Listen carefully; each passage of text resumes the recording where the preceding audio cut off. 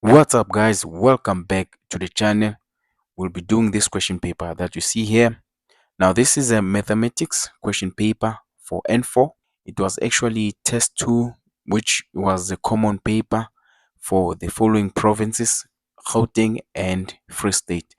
So this question paper, it consists of 4 questions. It is question 1, 2, 3, and 4. It was actually written on the 12th March 2026, and it took about 2 hours to be written. So we're going to start with question 1, and then we're going to do question 2, 3, and 4. On this particular video though, we're going to start with question 1. So I'm going to leave the timestamps on each and every question of this question paper, just in case you don't want to watch the question in a sequence order. All right, people, before we start with this question, I'd just like to say thank you very much, guys, for watching, subscribing to the channel, commenting, and not forgetting those who like and share the videos. If you haven't subscribed to the channel, subscribe to the channel because I have lots of questions that I've solved here and other topics on mathematics N4, also N5. So let's look at this question paper and let's start solving question 1. Well, guys, here's our question 1. Now, question 1 has 3 questions. So we're going to start with question 1.1, then we're going to do question 1.2 and question 1.3 in that order. So let me create space so that we can do question 1.1. Let's look at question 1.1 there. Let's first read the statement. Now the statement goes like this: using the compound angle formula and your calculator, prove the following identity. So here's the identity they want us to prove there. We are given sine 180 degrees plus theta is equaling to negative sine theta. Now we've been given a hint that we should use a compound angle formula, and also you can use a calculator to prove this identity. So whenever you prove this type of identity or any type of identity, you must always select the side which looks complicated. When I look at this here, the left hand side is the one that looks complicated. Remember, we need to use compound angle formula. If you still remember the compound angle formula for sine, it goes like this.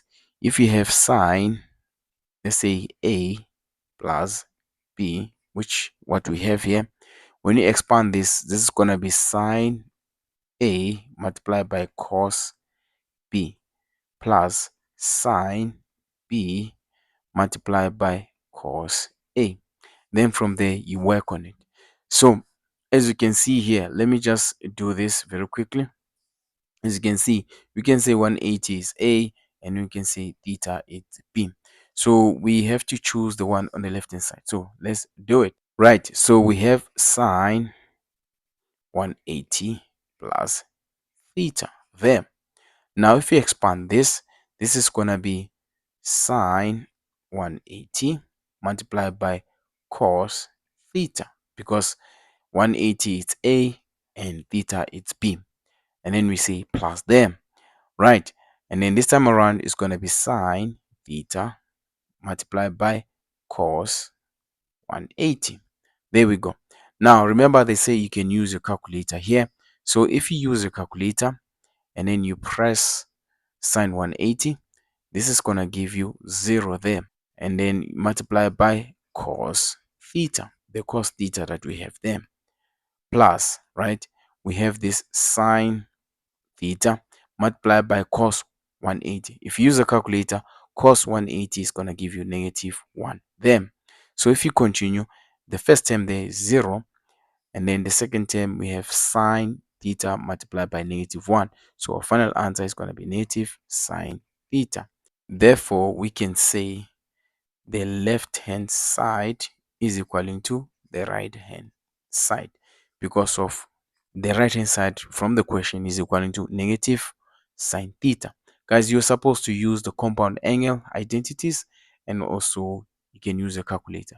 Just in case you don't know much about the compound angle identities, you can go to the description. I'll leave a video where I actually introduce the compound angle identities. Go and watch that video, and also that video will pop up on the top right of this video. All right, guys, we are done with 1.1. If this video helped you to understand how to solve this problem you can always like the video, subscribe to the channel if you haven't subscribed, share the video to your friends, and also comment if you have any other comment. We are done with 1.1. Let's do 1.2. All right, guys, here is our 1.2. Now here we are given this problem. They want us to prove that the left hand side, which is all of this, right, is equaling to the right hand side, which is actually -1. Again, just like the first question of this question paper, you always choose the side which is complicated when you look at it. Now, when you look at the left hand side, you can see left hand side is more complicated because the right hand side we only have -1. Now, in order for you to do this question here, you need to know special angles, guys. You need to use special angles, and also you need to use the 180 rule or the co-ratio rule. Now, this is up to you. Now, how you gonna do this? You need to expand each and every trigonometric ratio there that can be expanded. Let's start with the numerator there. We have cos 315. We can expand this by using the 180 rule. We can write cos 360 minus 45. Cos 360 minus 45. This can give us 315 degrees, right? And then we multiply. We have sine 210. We can write sine 180 plus 30 degrees, right? If you add 180 with 30 degrees, you will get 210. So I'm only using 180 rule because 180 rule is simple. Let's look at the third trigonometric ratio there. We have tan 225. We can write tan 180 plus 45. There we go. If you add 180 plus 45, you will get yourself 225. And then we divide them. Right? We are done with the numerator. Let's look at the denominator. Sine -45.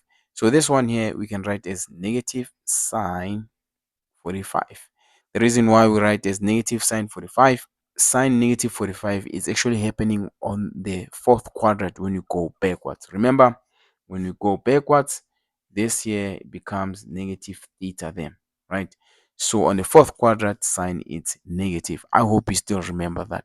Right, let's continue. Now, we also have cos 240. We can write cos 240 as 180 plus 60, right?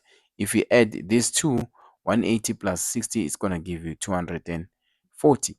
We need to simplify this further. If you still remember the cos diagram, we have all here, which is represented by theta. We have sine and its inverse, which is cosec, which is represented by 180 minus theta. We have the third quadrant, which is tan, and its inverse, which is cot, is represented by 180 plus theta. And we have the fourth quadrant for cos, and its inverse, which is sec, which is 360 minus theta. This here is a 180 rule. So if you use the 180 rule, this is how we represent this quadrant. Now, let's look at cos 360 minus 45. This is the fourth quadrant. So cos on the fourth quadrant is going to be positive. So you can write this cos 45. There we go. Multiply. Now, let's look at the second trigonometric ratio there. We have sine 180 plus 30. That is the third quadrant. On the third quadrant, sine is negative. So it's going to be negative sine 30. There we go. Multiply by. Now, let's not forget this is multiplied. We have tan 180 plus 45. This is the third quadrant. When you say 180 plus, that's the third quadrant. On third quadrant, tan is positive. So it's going to be tan 45. There we go. And then we divide there. Right. When you divide, this negative sine 45 is still okay, people. And then let's look at this one here. We have cos 180 plus 60. That here is the third quadrant. On the third quadrant, cos it's negative. So we know this is going to be negative cos 60 there. So let's create space and let's continue here.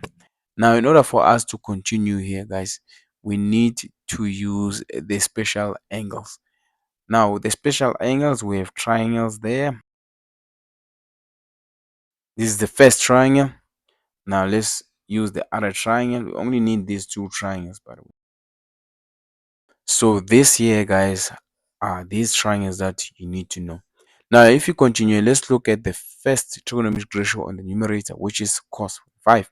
Now, cos, we know that it is adjacent over hypotenuse. So our cos 45 is going to be from this triangle here. So our adjacent for 45, we know that is 1, and our hypotenuse is going to be root 2 there, multiplied by negative sine 30. Now, sine 30, we're going to take it from this triangle here. We know that sine is opposite over hypotenuse.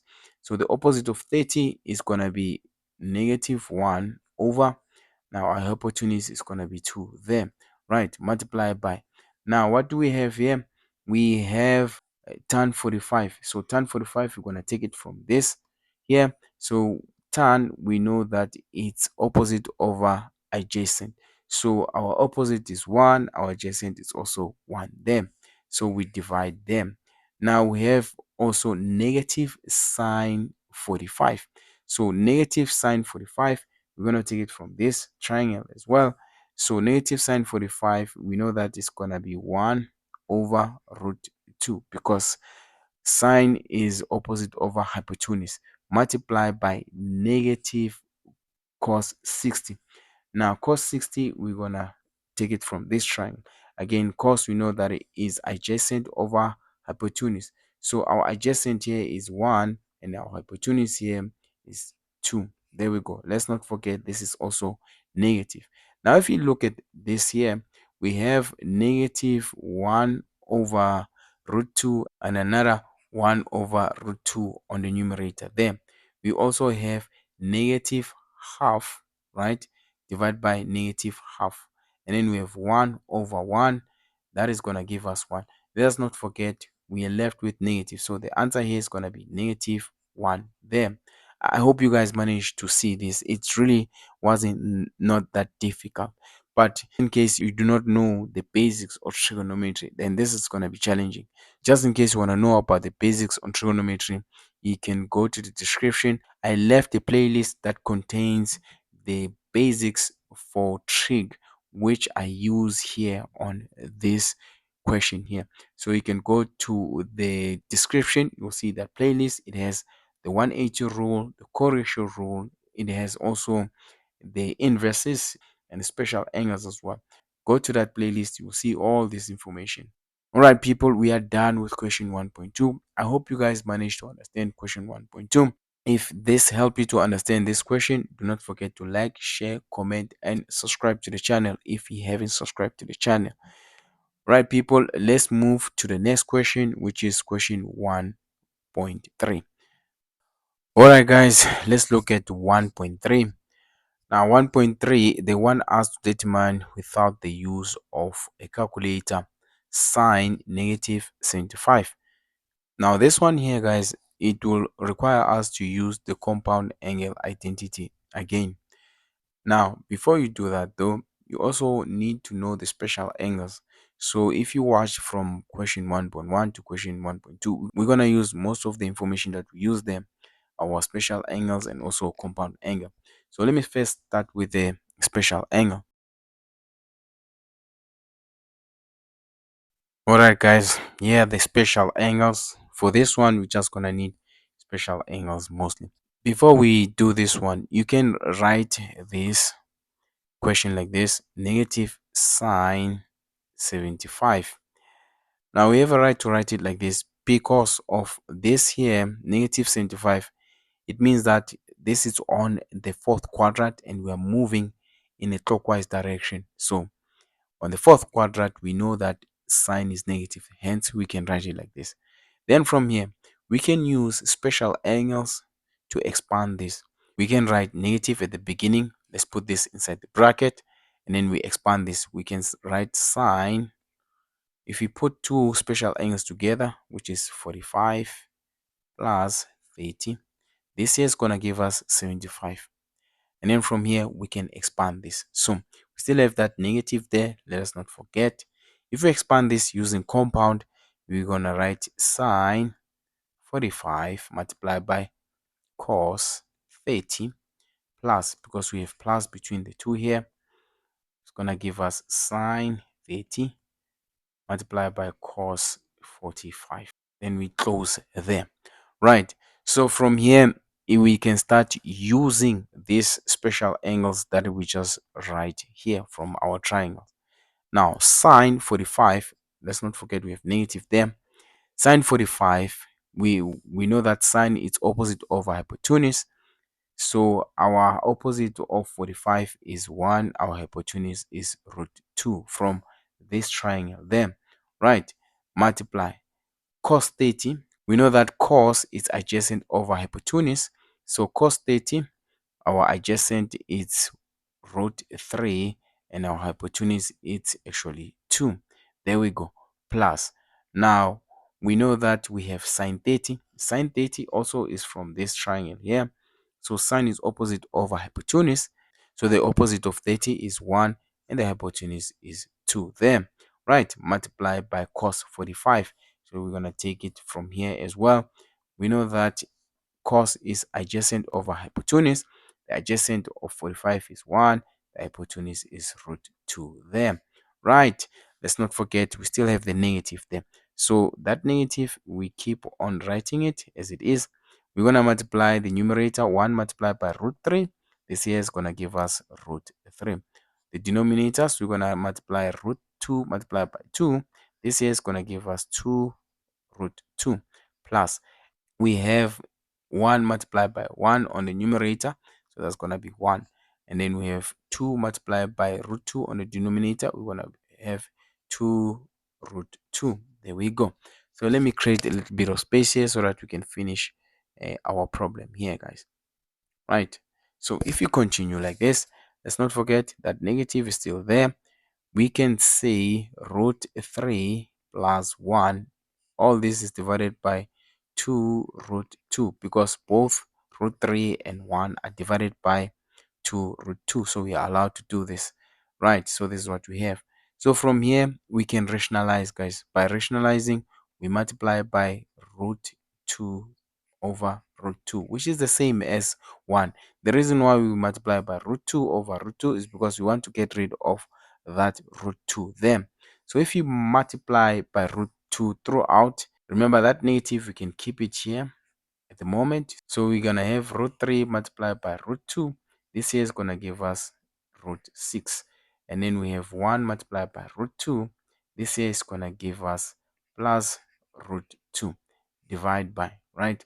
And then we have 2 root 2 multiplied by root 2. This here is going to give us 4, like that. So the final answer here, guys, is actually negative root 6 plus root 2 divided by 4. Or some of you may write it as negative root 6 minus root 2 divided by 4. Pay attention.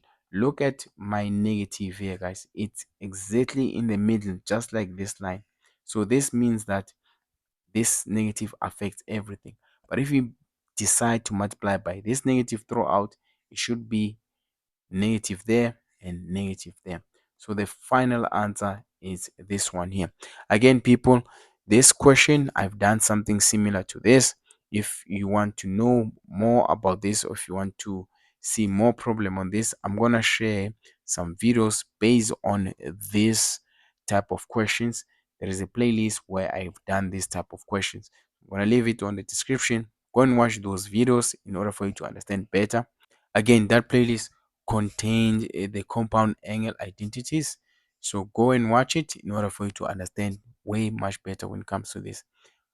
All right, people, if this video helped you to understand, do not forget to like, share, comment, and subscribe to the channel.